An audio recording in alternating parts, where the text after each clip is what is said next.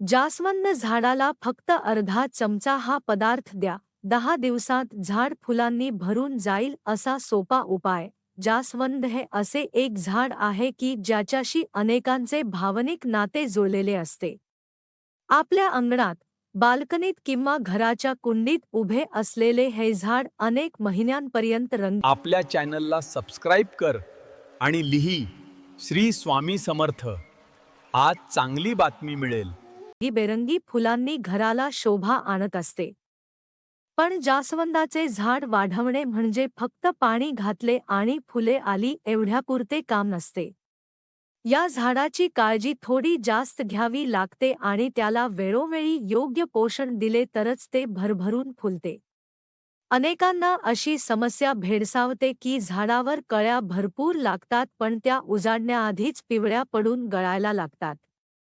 काहीजण विचार करतात की झाडाची जातच बरोबर नाही किंवा माती खराब आहे. पण प्रत्यक्षात झाडाची खरी गरज काय आहे हे समजून घेतले तर ही अडचण सहज दूर करता येते.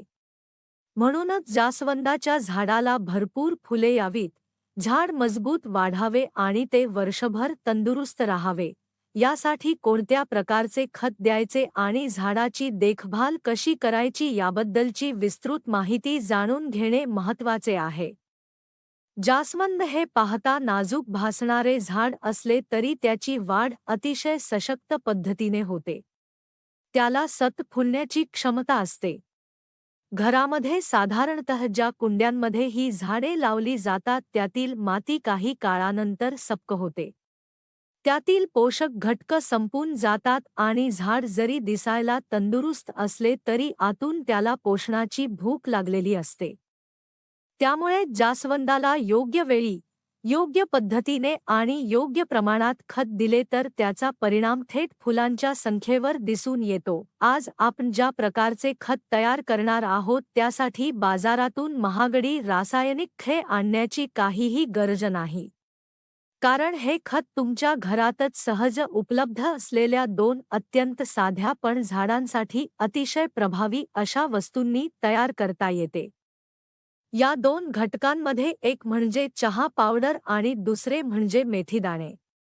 हे दोन्ही पदार्थ आपल्या स्वयंपाकघरात रोजच्या वापरातले असल्यामुळे त्यांना खत म्हणून वापरणे हे एक अत्यंत किफायतशीर आणि सोपे काम आहे. सर्वप्रथम चहाबद्दल बोलू. ज्या चहा पावडरपासून दररोज नाश्त्याला सुगंधी चहा बनतो, त्या पावडरमध्ये नायट्रोजन, पोटॅशियम आणि फॉस्फरस यांसारखे अनेक झाडांसाठी आवश्यक घटक मुबलक प्रमाणात असतात. चहा पावडर मातीला किंचित आम्लधर्मी बनवते आणि जास्वंदाच्या झाडाला अशा आम्लधर्मी मातीची विशेष आवड असते. यामुळे झाडाची पाने गडद हिरवी होतात, नवीन फांद्या तंदुरुस्त वाढतात आणि फुलांचे प्रमाण हळूहळू वाढू लागते. जास्वंदाचे झाड जर खूप दिवस फुले देत असेल किंवा कळ्या वारंवार गळत असतील तर त्यामागे पोषक घटकांची कमतरता हे एक प्रमुख कारण असते. त्यामुळे चहा पावडरचा जमिनीत वेळोवेळी समावेश केला की झाडाला हक्काचे पोषण मिळते आणि फुले देण्याची क्षमता वाढते. पण फक्त चहावर हे खत तयार होत नाही. दुसरा घटक म्हणजे मेथीदाणे. मेथी सर्वांना माहीत आहे, शरीरासाठी किती गुणकारी आहे हे सर्वच जाणतात. पण झाडांसाठी देखील मेथीदाणे तितकेच उपयुक्त ठरतात. मेथीमध्ये नैसर्गिकरित्या पोटॅशियम आणि फॉस्फरस मोठ्या प्रमाणात असतात. हे घटक झाडाच्या मुळांना बळकट करतात आणि झाडाच्या संपूर्ण वाढीत महत्त्वाची भूमिका बजावतात. मेथीचे दाणे पाण्यात भिजवले की त्यातील पोषक तत्वे सहजपणे पाण्यात उतरतात आणि हे पाणी जास्वंदासारख्या फुलझाडांसाठी अतिशय प्रभावी द्रव खतात रूपांतरित होते. मेथीचा वापर 2 पद्धतीने करता येतो. काहीजण मेथीदाणे जसंच्या तसं पाण्यात भिजवतात आणि नंतर त्याचा अर्क तयार करतात. पण पावडर करून भिजवल्यास ते पाण्यात लवकर मिसळते आणि पोषक द्रव्ये अधिक प्रमाणात बाहेर येतात. पावडर तयार करून वापरणे ही एक उत्तम पद्धत आहे. पण ही पावडर किती प्रमाणात वापरावी याबद्दल अनेकांना संभ्रम असतो. कारण मेथीमध्ये ताकद जास्त असते आणि ती जास्त प्रमाणात वापरली तर मातीला गरमपणा येऊ शकतो. त्यामुळे मेथी पावडर नेहमी अगदी कमी प्रमाणात, म्हणजे 1 लिटर पाण्यासाठी फक्त अर्धा चमचा एवढीच घेतली पाहिजे. या मेथी पावडरमध्ये आपण घेतलेली ताजी चहा पावडर 1 चमचा मिसळली की घरचे खत तयार करण्याची पहिली प्रक्रिया पूर्ण होते. आता हे मिश्रण तात्काळ वापरणे योग्य नाही. यातील पोषक घटक पूर्णपणे पाण्यात उतरावेत यासाठी हे पाणी 2 दिवस सावलीत ठेवावे लागते. हे भिजत ठेवताना भांड्यावर झाकण ठेवणे चांगले, परंतु ते उन्हात ठेवायचे नाही, अन्यथा मिश्रण आंबून खराब होऊ शकते. सावलीत ठेवलेल्या या मिश्रणाचा रंग 2 दिवसानंतर बदलतो आणि तो हलका तपकिरी दिसू लागतो. याचा अर्थ खत तयार झालेले असते, पण एक लक्षात ठेवणे गरजेचे आहे, हे द्रव खत जसेच्या तसे झाडाला घालू नये. ते नेहमी पाण्यात मिसळूनच द्यावे. जर 1 मग खत घेतले तर त्यात 2 मग साधे पाणी घालून त्याला योग्य प्रमाणात पातळ करावे. द्रव खत पातळ करता थेट झाडाला दिल्यास मुळांना जास्त ताकद लागते आणि झाडाला त्रास होऊ शकतो. त्यामुळे खत पातळ करणे हा अत्यंत महत्त्वाचा टप्पा आहे. आता हे खत झाडाला देताना कुंडीचा आकार लक्षात घ्यावा. साधारण 8 ते 10 इंचाच्या कुंडीत 1 मग खत पुरेसे असते. झाड मोठे असेल किंवा कुंडी मोठी असेल तर 2 मग द्यावे.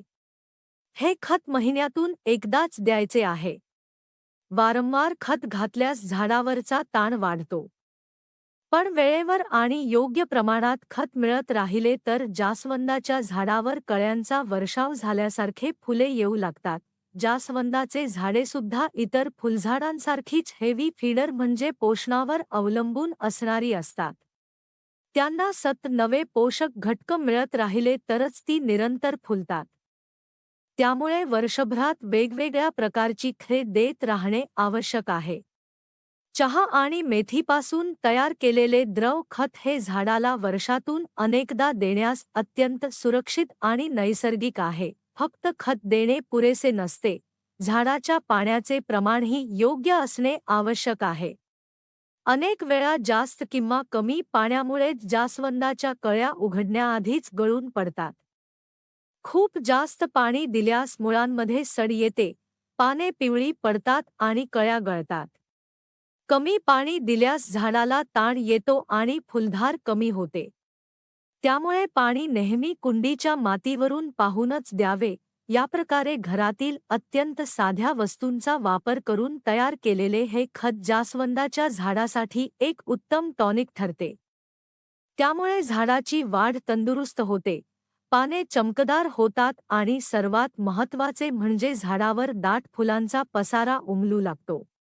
घरची कुंडी ही पाहताच मन प्रसन्न करणारी दिसते आणि आपली कष्टाने वाढवलेली रोपे फुलांनी गजबजताना पाहण्याचा आनंद काही औरच असतो.